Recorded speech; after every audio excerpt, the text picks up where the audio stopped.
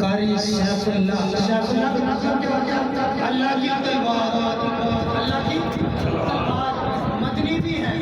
तो फिर हमने क्या कहना है सबसे? सुभान अल्लाह।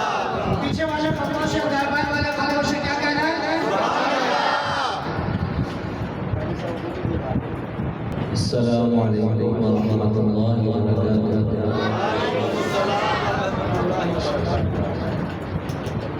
सबसे पहले मैं मौलाना कारी मोहम्मद अरशद हजरी साहब का बेहद मशकूर हूँ।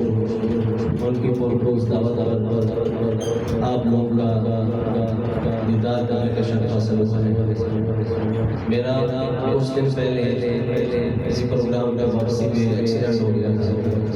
तो अब अल्हम्दुलिल्लाह एक्सीडेंट के बाद आज पहली महफिल के लिए हज़रत कारी साहब के हुक्म पर आपके सामने हाजिर हो।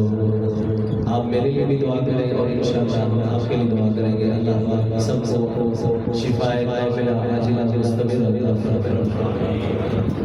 जो जो शेर जो लफ्ज़ आप लोगों के समझ में है, आप लोगों ने क्या कहना है? अव्वल सना